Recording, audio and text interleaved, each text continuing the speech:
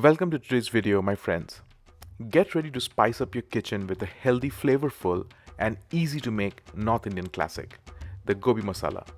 This vegan and gluten-free dish featuring cauliflower, a popular veggie here in the US, is perfect for pairing with white rice, naan, or paratha.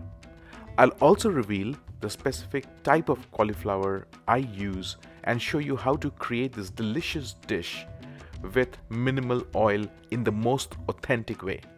So join me as we transform this humble veggie into a mouth-watering aromatic delight you will love to cook and share with your family and friends.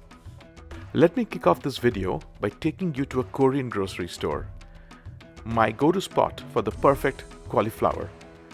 While the ones you find at regular stores work just fine, if you want to capture that truly authentic Indian taste, the best choice is to pick it up from an Asian grocery store. It can be Chinese grocery store. The one that's most popular here in Houston is 99 Ranch.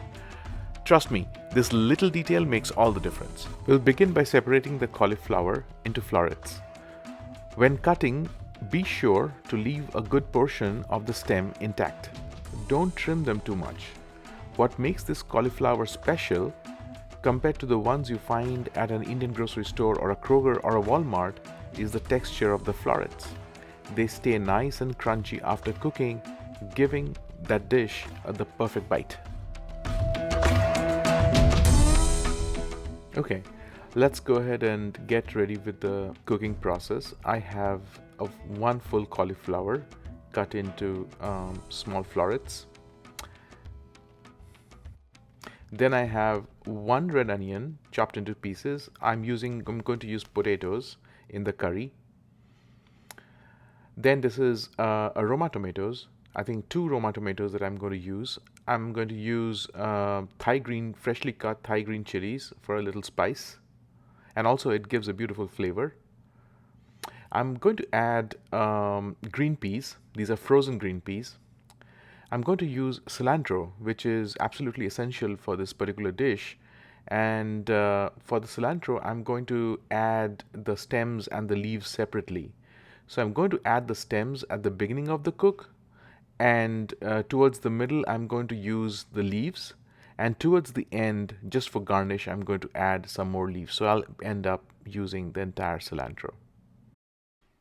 I'm going to use my homemade garam masala. I have salt, a ginger garlic paste. The portion is 4 to 5 cloves of garlic and 1.5 inch of ginger made into a paste. It's good for the portion of cook that I'm going to do today. I'm going to use jeera powder or cumin powder. I'm going to use Kashmiri chili for that nice red color. It is not really hot, but it gives a nice color to the gravy. I'm going to use dhania powder, which is homemade crushed dhania or coriander seeds. This is very essential for this particular dish. And last but not the least, the turmeric powder that goes in every Indian curry. Now that everything is prepped, let's get cooking. Start by adding some oil to the wok. I'm using canola oil, but feel free to use any white oil of your choice. Once the oil is hot, toss in the cauliflower florets. Add a quarter teaspoon of turmeric powder and half a teaspoon of salt. Then saute everything on a high heat for 15 to 20 seconds, not more than that. Keep an eye out for that beautiful light brown color on the florets. Once you see it, take them out of the wok. Now moving to step 2 where we prepare the curry. Go ahead and add again 3 to 4 tablespoons of the same oil, the white canola oil in this case. And go ahead and add the onions, the red chopped onions that you have. Stir it for a good 15 to 20 minutes until the onions start to turn translucent and light brown. And keep stirring. Don't leave it unattended because it might burn. After you have sauteed and roasted the onions, go ahead and add the tomatoes. And at the same time, you could go ahead and add the potatoes as well. You don't want to add the potatoes later in the cycle because it might not get cooked. So add the tomatoes and potatoes at the same time. And continue the stir. At this point, I'm going to add 2 to 3 tablespoons of ginger garlic paste. You could add three, but I went ahead and just added two, which should be good enough. And then I'm going to add the Thai green chilies. Okay, now at this point, we just roast it for a good 15 to 20 minutes in low to medium flame. You may add a little bit of water, maybe 2 tablespoons, just so that it doesn't stick. But continue the roasting process for at least 15 to 20 minutes, which is very important for this particular dish.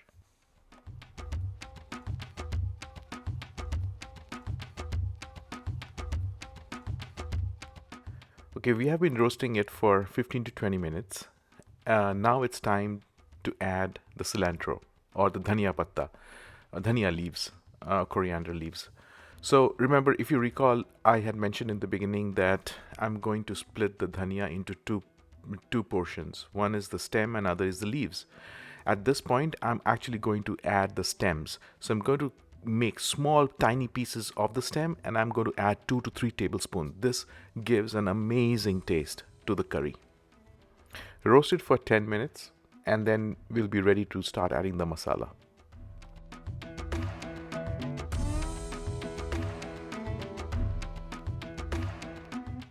For the masala, I'm going to start by adding turmeric powder. Here I've taken a 3/4 tablespoon of turmeric powder. Then I'm going to add red chili powder. You could also use paprika. It gives a nice color. Here I'm using Kashmiri chili powder. Then I'm going to add coriander powder. So this being the way I'm making this dish today is a North Indian Punjabi style. So I'm going to use a little more coriander powder or dhania powder. And I'm also going to use cumin powder, but not as much. So maybe 1 to 2 tablespoons of coriander powder and only 1 tablespoon of cumin powder. And then we continue the roast for another 10 to 15 minutes. 10 minutes should be good enough.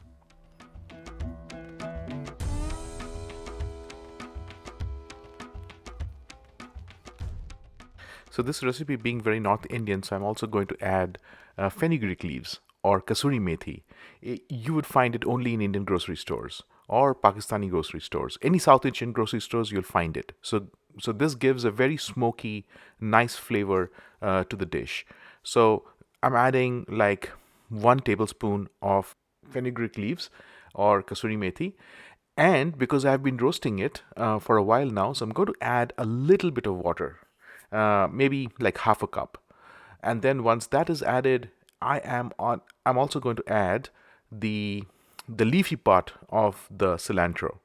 So remember, I added the stem part, which is like 15-20 minutes back, and then I roast it, and now I'm going to add the leafy part. And then towards the end, I'm also going to add a little more of the cilantro leaves.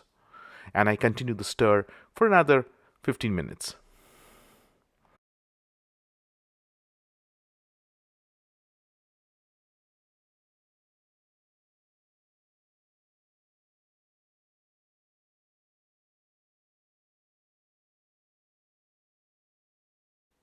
So after 10 minutes of stirring, it's time to add the cauliflower florets to the gravy.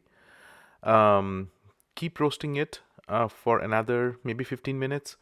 And also, if you think you needed a little more water, just so that things don't stick, so go ahead and add a little bit of water. So I added a little bit of water and I kept roasting it for 15 minutes. And I put the lid so that just helps the cauliflower florets to cook properly.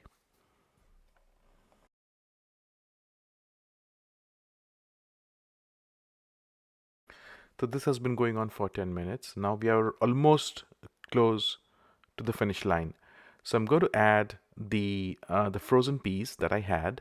And remember, if you're using fresh peas, you cannot be waiting to add towards the end. You have to add much early because this is already cooked. So I am adding those peas right now. And then I'm going to add a little bit of water.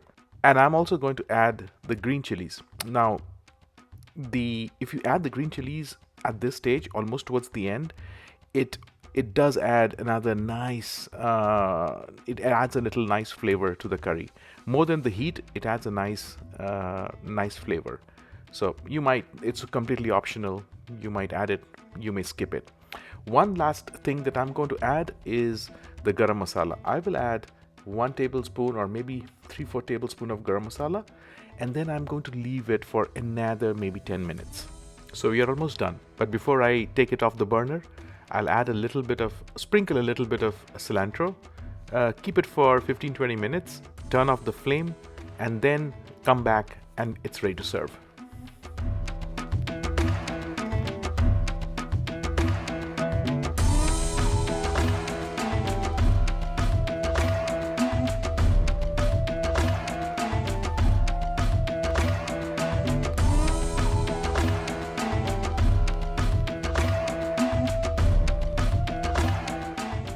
And there you have it. Our gobi masala is ready to serve. Just look at the vibrant colors and the rich, fresh texture of the gravy. For those of you thinking it's impossible to make such an authentic curry outside of India, let me tell you, it's absolutely doable. The key is skipping store-bought masalas and giving this dish the time it deserves to cook. While this video is just 10 minutes, the process took me close to an hour, so don't rush it. So until next time, eat fresh, eat healthy, and enjoy every delicious bite. Bye.